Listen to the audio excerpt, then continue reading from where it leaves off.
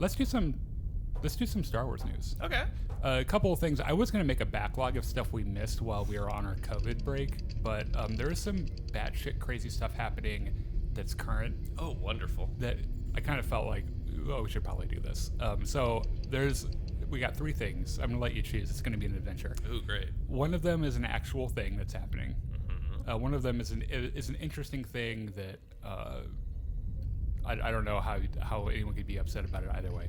And the other is a douchey, clickbaity piece of shit news story, quote unquote news story. So which one do you want to do first? Well, when you pitched this whole project to me, you said that we were going to be like the anti-clickbait. So let's save that one for last. Okay, yeah, that's a good idea. Let's start with the one that people can't possibly be upset about, and I'll see if I can invent a way to be upset about it. Sure, I'm sure you'll be able to. Oh, good. Yeah. Okay, so you know who Pablo Hidalgo is? He was in Mandalorian? No. You're thinking about oh shit, what is that? You're thinking about Pedro Pascal. Yeah. No, Pablo Hidalgo is like a part of the Lucas Story Group. Okay. So they exist to like guard the flame of the story or whatever it is. I'm sure they basically they're the ones who say yes, you can do this, or no, Rey would never have an affair with Jar Jar Binks. What the fuck is wrong with you? Right. Which, I mean, let's be honest. I wouldn't necessarily rule that out. I mean, you've seen Jar Jar's tongue. Yeah, that's true. The things he can do with that. Well, wow. Man. All right, moving on. Yeah, that went dark real fast. So Lucas Story Group. Yeah. Some discussions were, I guess, some discussions are taking place about generally what it means to be a Skywalker, because famously, and now it's a meme, at the end of Rise of Skywalker, some old woman asks Rey, like, what the fuck's your last name? And Rey's like, Skywalker. Wait, well, why didn't she immediately just say, why the fuck do you want to know? Like, we're out in the middle of a desert. We're the only two living organisms in 5 miles. That's a really weird question to ask someone you just fucking met. You are at least 80 years old, out here by yourself. How? What the fuck How are did you you doing? survive? What is your last name? Anyway, so what she says is Skywalker, which is to assume that she kind of takes a mantle of sorts. And when before Rise of Skywalker came out, we were kind of talking some theories a little bit about how we thought maybe Skywalkers would be like the new term for Jedi. Yeah, right. Something like that. Which it seems like people were kind of right, kind of wrong. So they're kind of like adding to that idea a little bit more that I guess that anyone now can be a Skywalker. And the argument now is that Qui-Gon Jinn would be considered a Skywalker.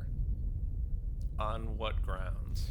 So, a couple of different ones. The first one was there's a book that came out recently. I can't remember exactly what it's called, but it's written by Luke Skywalker, and it's his like thoughts on the Force and the Jedi and everything. Okay. And he talks about the Prime Jedi and how the Prime Jedi didn't serve the light side of the Force or the dark side. He served the balance of the Force, and that in every Star Wars story that we've seen, there's always that like figure who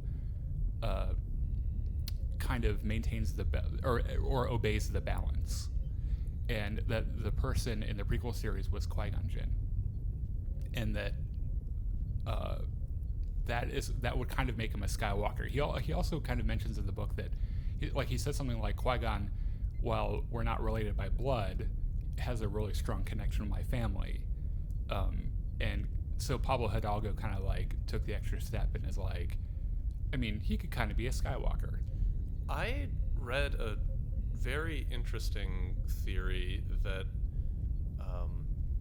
basically the entirety of the Star Wars series happened because Anakin Skywalker has daddy issues. Mm-hmm. So, like, obviously he never knew his father. Right.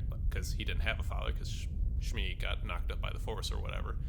And so when Qui-Gon found Anakin on Tatooine, like, that was the first time that he had a real male father figure who actually cared about him. Sure. And then they went off to Coruscant, then went off to Naboo, and Qui-Gon died.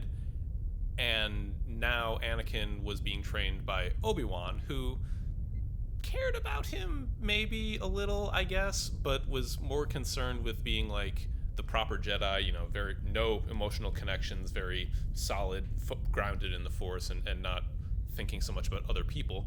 Whereas Qui-Gon was a much more empathetic type of person who like was not afraid to make those connections, and like he did with Anakin in a very short time. And Anakin was like, "Hey, I have a dad," and now my dad's dead. Oh, he's dead now. Yeah. So then years go by, and Anakin still doesn't have that father figure because no one in the Jedi wants to make a personal connection until he meets Palpatine. And Palpatine starts sliding in and being like, "Hey, Oh God. hey kid, Yeah. you want some dark side drugs? Oh, gross. First hit's free." Yeah, that's more or less what he did, though. Yeah.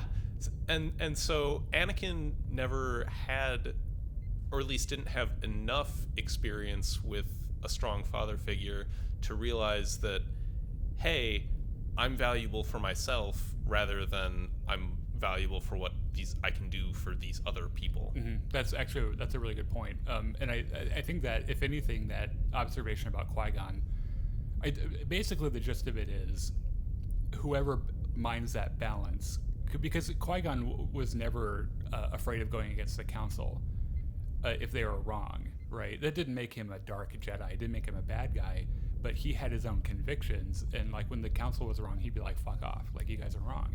He was a little unorthodox, Yeah. let's say. So I guess the whole argument, and kind of where all this is going, is that you don't necessarily have to be related to a Skywalker to be considered a Skywalker, and that's why Rey was able to call herself a Skywalker. I guess she's now the one in the story who minds the balance or whatever, serves the balance or whatever. So The blood of the Covenant being thicker than the water of the womb, Right. in this case. yeah, so that's kind of the whole thing, and this is one of those things where like we have like our own headcanon, and we entertain ideas like this. I don't know if this will ever actually make it into a story where someone sits down and explains, oh, by the way, you don't have to be related to Luke Skywalker to be to a Luke Skywalker, and or to be a Skywalker or whatever. So you can now be a Skywalker by idea. Like, no one's going to sit down and have this conversation with someone, right? I think it's kind of one of those philosophical things that you can explore in Star Wars. I mean, there's so much philosophy in Star Wars, just in the Jedi themselves. Yeah. So there are a lot of discussions about what character would do what, or whatever, based on their philosophy. So it's kind of a neat idea, and it's kind of cool to see a story group guy kind of weighing in and being like, "I buy it. Qui-Gon could totally be a Skywalker." And then my first immediate question was, would it be Qui-Gon Skywalker or would it be Qui-Gon Jinn Skywalker? Both of those are ridiculous. Jinn Skywalker hyphenated. I hate that too. I hate all of those options. Probably Qui-Gon Skywalker, honestly. Or maybe like as a job title, like on his business Qui-Gon cards. Jinn, comma, Skywalker. Skywalker, yeah. I like that. That's a pretty good one, yeah.